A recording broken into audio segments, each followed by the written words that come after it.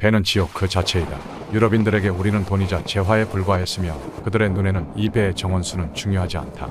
수백 명의 노예들이 책장에 빼곡히 꽂힌 책처럼 좁고 어두운 배 안에 가지런히 정리되어 쇠사슬에 묶인 채로 누워 있어야만 했다. 한 번의 항해로 최대한 많은 인원을 싣기 위해 우리는 지금도 꾸역꾸역 적재된다. 우리의 몸과 마음은 그 어떤 위안도 그 어떤 자비도 기대할 수 없는 처지이다. 인간을 사고 파는 노예무역이 엄청난 이윤을 창출할 당시 노예무역회사들의 주식은 암스테르담, 파리, 런던 주식거래소에서 가장 인기가 많은 종목이었습니다. 수많은 유럽 사람들이 해당 주식을 사고 싶어 했고, 이렇게 모인 자본은 또다시 노예무역 사업에 재투자가 되었고, 노예무역 회사들은 노예를 사고 팔며 투자자들에게 더 큰 이익을 실현해줬습니다. 여러분이 그 당시를 살아가던 사람이라면 노예 관련 주식을 사던 사람들을 어떻게 생각했을 것 같나요? 그들이 노예들에게 악감정이 있어서 해당 주식을 매수했을까요? 아니요. 아마 그런 생각조차 안 했을 겁니다. 그냥 그들 눈에는 돈이 되는 사업이었던 것 뿐입니다. 그 이상, 그 이하도 아니었던 거죠. 현재도 그렇듯 기업들의 목표는 이윤 극대화를 추구합니다. 나에게 투자를 한 수많은 투자자들의 기대에 부응하는 결과를 만들어내야 하고 주주에게 절대 피해가 가서는 안 됩니다. 회사의 미래가 어두워지면 투자자들은 냉정하게 뒤돌아버리니 더욱더 이익을 내는 것이 기업 입장에서는 절실합니다. 그래서 기업들은 법과 윤리적 틀 안에서 최대한의 아웃풋을 만들어내려 끊임없는 노력을 합니다. 하지만 안타깝게도 노예무역이 활발했던 당시의 자본주의는 지금의 자본주의와 전혀 다른 형태를 보이고 있었습니다. 윤리적 사고보다는 오로지 성장과 이익 중심으로 돌아가는 시스템이었던 거죠. 돈이 되네, 사람들이 원하네, 수요가 있네 라는 생각이 들면 그게 동물이든 사람이든 신경 쓰지 않았습니다. 이러한 인식들이 정부나 국가에게 어떠한 통제도 받지 않았으니 자신들의 이득을 위한 식민지 착취, 노예 문제, 불공정 교육과 같은 경제사회 충격적인 사건을 만들어냈던 겁니다. 물론 아무 이유 없이 이렇게 노예무역 회사들이 생겨난 게 아닙니다. 당시 무역을 주도했던 향신료 가격이 하락하기 시작하자 회사들은 다른 상품을 찾기 시작했고 향신료와 비슷하게 막대한 이윤을 창출할 수 있는 상품을 찾아냈는데 그 상품이 바로 설탕이었습니다. 설탕이 되는 과정이 그렇게 간단하지만은 않습니다. 이 설탕은 열대지방에서만 나는 작물이었고 3m에서 4m 정도 되는 사탕수수를 잘라서 압착기로 즙을 짜고 끓이고 설탕을 추출하게 되는데 이 당시에는 지금처럼 기계가 있는 것도 아니기 때문에 엄청난 노동력이 필요합니다. 그렇다고 해서 그 더운 열대지방에 유럽인들이 가서 노동을 하려고 하진 않겠죠. 유럽인들은 원래 살고 있던 원주민들에게 일을 시켜보기도 했지만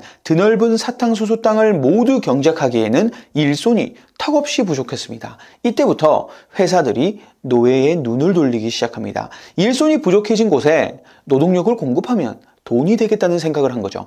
유럽인들은 본격적으로 아프리카 서남해안에 배를 정박시키고 그곳에 사는 흑인들을 노예로 삼기 시작했습니다. 돈 냄새 맡은 유럽 국가들이 본격적으로 노예 무역에 뛰어들기 시작하죠. 아프리카 대륙안에서도 자신들이 살기 위해서 혹은 돈을 벌기 위해서 주변 나라의 동족들을 대신 잡아와 팔아버리는 일이 빈번하게 일어났었죠. 아프리카 연안에는 노예 무역이 이루어지는 중심지가 여러 곳 있었고 이들도 노예를 팔아 벌어들이는 수익이 나름 쏠쏠했기에 유럽인들과 거래가 가능했던 겁니다.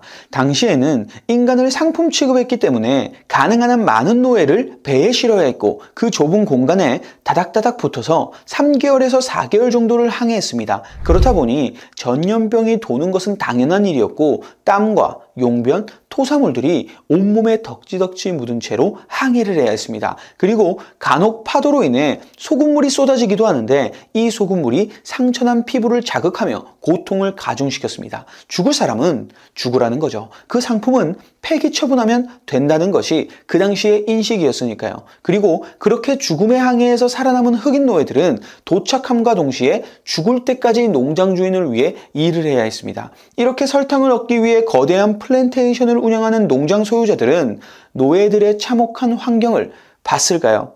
정작 그 사람들은 유럽에서 자금만 대줬을 겁니다. 과연 그들이 현장에서 직접 관리 감독을 할까요?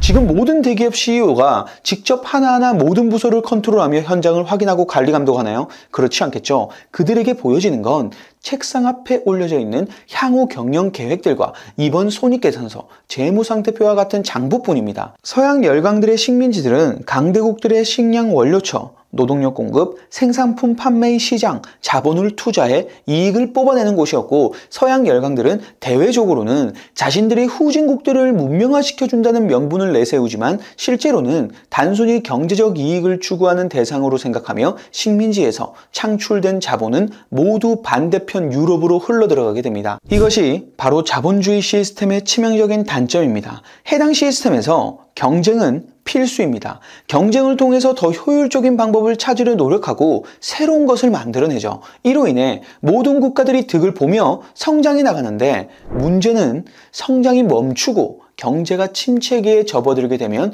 반대로 모든 국가에게 해를 입히게 됩니다. 왜 그럴까요? 경쟁을 하는 이유는 이윤 극대화를 위해서입니다.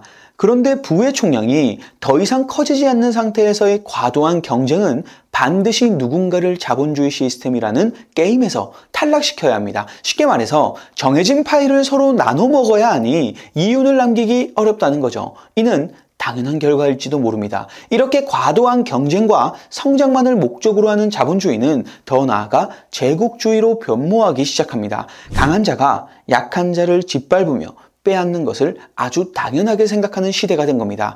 자국의 이익 극대화를 위해 경제력과 군사력을 앞세워 약소국의 영토를 침략해 식민지로 만들어버리는 약육강식의 시대라고 할 수 있습니다. 이런 약육강식의 구조의 문제점은 경제활동을 통해 얻은 이윤이 공정하게 분배되지 않는다는 겁니다. 그렇기 때문에 강한 자는 여전히 강한 자로 남아있고 약한 자는 계속 약할 수밖에 없는 구조라고 볼 수 있습니다. 이는 지금도 발생하는 자본주의의 고질적인 폐해라고 볼 수 있죠.